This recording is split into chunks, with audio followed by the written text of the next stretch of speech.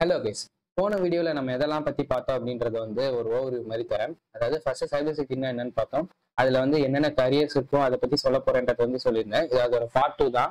சைபர் செக்யூரிட்டினா என்ன, ethical hacking வந்து எந்த கேட்டகரியில வருது, அதை பத்தி எல்லாமே சொல்லியிருந்தேன்.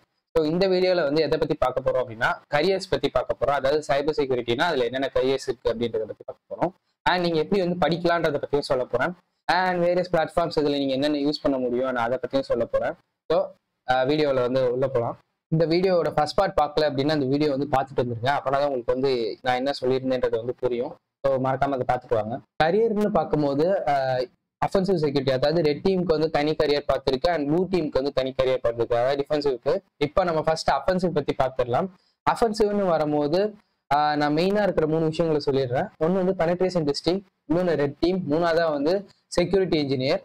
அதாவது பெனட்ரேஷன் டெஸ்டர்ன்றவங்க வந்து யாரு அப்படின்னா, டெக்னாலஜி இருக்கு, அதாவது ஒரு கம்பெனிட்ட ப்ராடக்ட் இருக்குன்னா அந்த ப்ராடக்ட்டை வந்து டெஸ்ட் பண்ணி அதுல வந்து ஏதாவது வல்னரபிலிட்டியா இல்லை எக்ஸ்ப்ளாய்ட்டோ இருக்கா அப்படின்றத வந்து கண்டுபிடிப்பாங்க.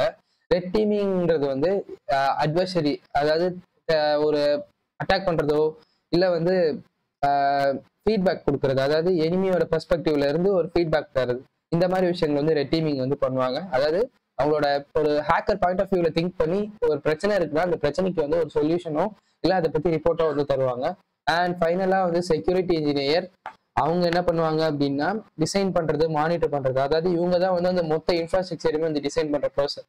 உதாரணத்துக்கு அவங்க தான் வந்து உங்களோட ஃபயர்வால்ஸ் அண்ட் எல்லா விஷயத்தையும் டிசைன் பண்ணுவாங்க. அண்ட் உங்க கம்பெனிக்கு தேவைப்படுற மாதிரி செக்யூரிட்டி வந்து ப்ரொவைட் பண்றது அவங்க தான் பண்ணுவாங்க.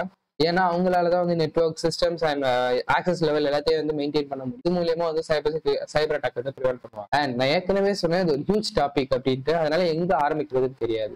ஸோ எப்படி வந்து மற்றவங்க வந்து படிக்கிறாங்க இல்லை எப்படி வந்து கத்துக்கிறாங்கன்றது உங்களுக்கு டவுட் இருக்கும். ஸோ ரொம்ப இது வந்து சிம்பிள். இது வந்து பெரிய டொமைன்னு சொன்னதுனால இந்த டொமைனை வந்து நீங்க சின்னதா வந்து முதல்ல பிரிக்கணும். ஸோ நீங்க இதுல முக்கியமான விஷயம் வந்து கன்சிஸ்டன்சி அண்ட் இன்னொன்று வந்து ப்ராக்டிஸ். இது இருந்துச்சுன்னா உங்களால இந்த ஃபீல்ட்ல வந்து ஷைன் பண்ண முடியும். ஏன்னா ஒரு நாளைக்கும் ஒவ்வொரு விஷயங்கள் புதுசா வந்துகிட்டே இருக்கு. ஸோ நீங்க அது எல்லாத்தையுமே வந்து அப்டேட்டே இருக்கும்போது தான் உங்களால இந்த டொமைன்ல வந்து கொஞ்சம் ஈஸியா வந்து இருக்க முடியும்.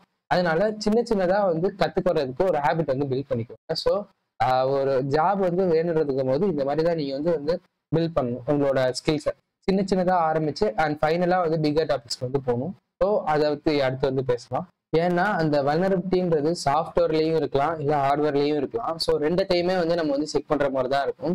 சில இடத்துல சாஃப்ட்வேர்லாம் பேட்ச் பண்ணி வச்சிருப்பாங்க, பட் வந்து ஹார்ட்வேர் வந்து பழைய ஹார்ட்வேரா இருக்கும். ஸோ அதனால கூட அட்டாக்ஸ் நடக்கிற நிறைய வாய்ப்புகள் இருக்கும். ஸோ இந்த மாதிரி விஷயங்கள் எல்லாத்தையுமே வந்து நம்ம கத்துக்கிற மாதிரி தான் இருக்கும். ஸோ அடுத்து வந்து டிஃபென்சிவ் பத்தி பார்க்கலாம்.